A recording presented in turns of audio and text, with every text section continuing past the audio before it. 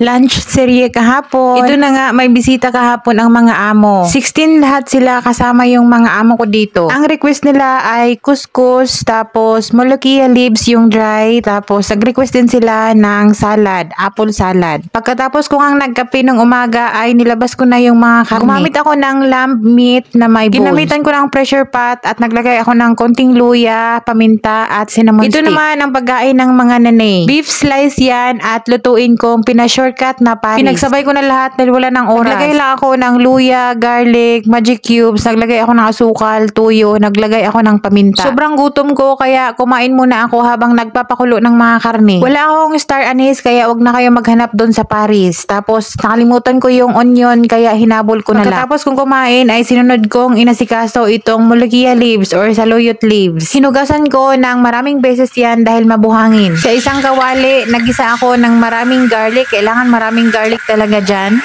At inad ko na yung chicken strips. Naglagay lang ako ng paminta powder at isang magic cube. Alauna na yan ng hapon at alas 3 ang kain ng mga amo. Pag naging anemic na yung manok ay nilagay ko na yung chopped coriander or kusbara leaves. Sa mga oras na yan ay sinamantala kong lutuin yung molokhia na yan at yung pagkain namin habang nagpapakulo pa rin ng karne. Kaya ako nagluto ng paris dahil every time na may bisita dito ay lagi na lang kaming manok ang ihahain sa mga bisita naming mga nanay. Habang nagsisimmer ng molokhia ay inasikaso ko din itong couscous. Pag kami lang dito sa bahay, gumamit lang ako ng isang karton yan. Pero dahil may bisita, so nag-add ako ng 2.5 karton. Pero konti pa din, kaya nag-add pa ako ng kalahati. Madali lang naman yan gawin. Nag-add lang ako ng paunti-unti ng hot water. Ang couscous ay from Moroccan cuisine. Dadami din yan habang nag-add tayo ng hot water. Sa pangpalasa ay naglagay lang ako ng asin dyan. At bago iserve yan, naglagay ako ng butter. Pangpadagdag sa lasa at hindi na magbuo-buo yung couscous. At sa mga oras na yan ay luto na ang molokhia leaves or saluyot leaves. Isi-serve yan ng room temperature lang, kaya inuna ko. At i-prepare nila yan with brown bread and lemon. Naglagay lang ako ng almond nuts niyan bago sinerve. Ito naman yung mga gulay para sa couscous. Inuna kong pinakuluan yung carrots, patatas at yung turnips. At yung couscous mixture nilagay ko sa steamer at pinaibabaw ko doon sa gulay na pinakuluan. Nung okay na yung boiled meat natin, kinuha ko yung sabaw at inad ko doon sa mga gulay. Sa mga gulay pala na pinakuluan, nag-add ako ng cinnamon powder, konting ginger, paminta, magic cubes, at naglagay ako ng konting food color para mag-yellow siya. Habang nagpapakulo ng gulay, nag-prepare naman ako ng salad. Green apple salad naman yung request nila. Super multitasking na tayo niyan dahil mag-aalas 2:30 na yan ng hapon. Nag-fried na rin ako ng almond nuts at pine nuts.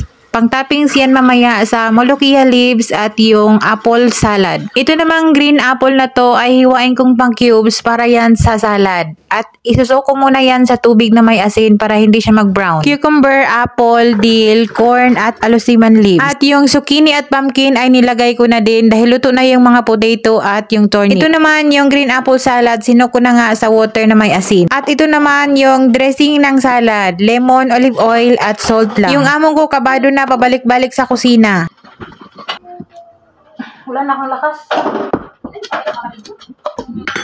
Ang sabi nga niya ay tumulong na daw siya. Pangalawang balik niya na. Nag-add ako ng 1 bottle ng chickpeas. Yung karne ay saka ko nilagay dyan nung naluto na dahil sobrang lambot na ng karne nung pagkatapos kong pinakuluan. Habang nagpapakulo ng mga gulay, ito nga naka-steam nga itong couscous para mainit siya. Itong pot na to ay ito talaga yung lutuan ng couscous. Okay na ang lasa niyan at inad ko na sa ibabaw yung karne. Malapit na yan i-serve at kunti na lang yung mga tao na hihintayin kaya hinango ko muna yung couscous at nilagyan ko na ng butter. Paghaluin lang naman lahat yung butter tapos nag-add lang ako ng kunting salt dyan dahil nakulangan ako sa lasa. Ang lasa pala ng couscous na yan ay sobrang malinamnam na para siyang bigas na mais na maliliit. Dati hindi ako kumakain yan pero ngayon hinahanap-hanap ko na talaga yan. Pagkatapos kong nilagyan ng butter, binalik ko sa steamer at nilagay ko na sa pot para mainit pa siya bago iserve. At nandito si amo sa kusina at katulong ko siyang nag-prepare dito sa couscous na yan kaya hindi ako naka-video. 2 plates na malalaki ang sinerve ko sa couscous. Ito naman yung salad, naglagay lang ako ng almond nuts at pine nuts. Habang kumakain yung mga amo, sinunod kong asikasuhin itong paris na pagkain namin. Nag-add lang ako ng slurry para mag-thick yung sauce at yung green onion at fried garlic. And ito na lang yung natira guys.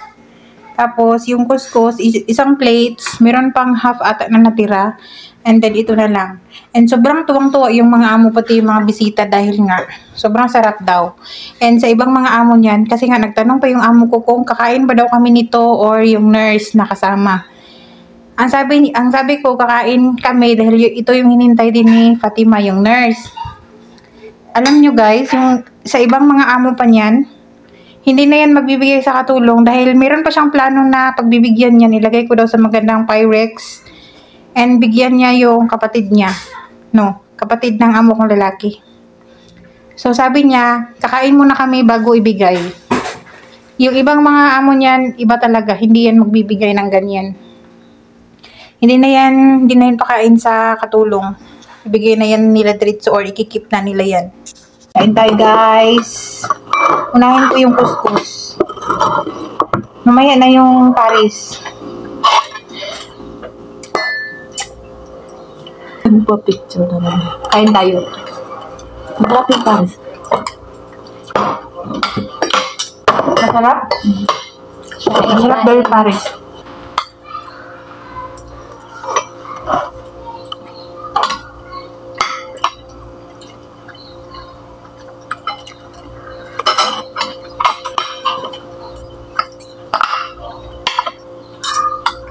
Yung ibang mga amo pa nito, kasi may plano silang may plano siya na bibigyan daw ng ito, yung couscous, yung natira daw ibibigay. Pero, bago niya ibigay, kain muna daw kami. Yung ibang mga amo guys, kabaliktaran yan. Hindi nila ipapakain yan sa katulong. Bibigyan nila yan diretso.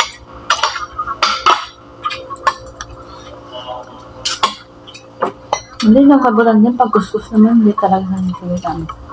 Hindi talagang binibigyan ko. Kahit dikim lang, ganun. Saka nang bagay pa. Sira na. Karakteraan na yun. Ilang araw na. Nung 2 taon na ako, pero isang beses pa lang nagluto din ng couscous din. Marami naman. Isang beses pa lang siya nagluto ng couscous din yata. Pag-alala ko lang. Gusto din to ni Ibing eh.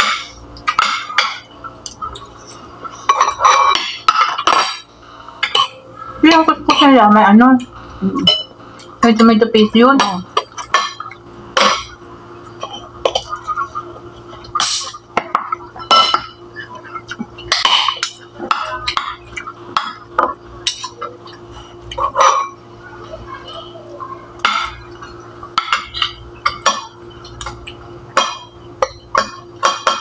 Couscous parang kanin lang din. Pasta naman to. From semolina grain. Ano lang yan? Pasta na maliliit.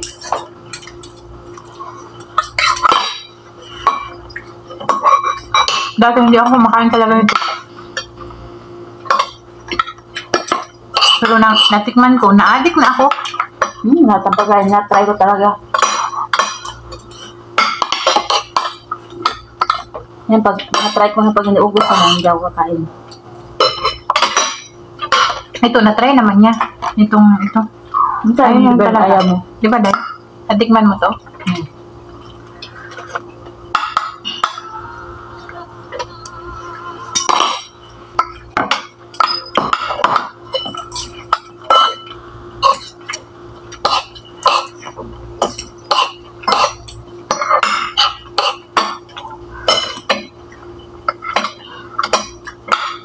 Sino nag-request nito? Ang gawa ka? Paris? Parang sa atin yan. Hindi, sino nag... Sabi mo may nag-request sa video. Pagkarinig ko. Ang sa'yo? Naginip ng si Fatima. Pero ito ang unang gawa mo na Paris. This time. Hindi. Pangilang na to. Pangalawa. Pangalawa ba, Day?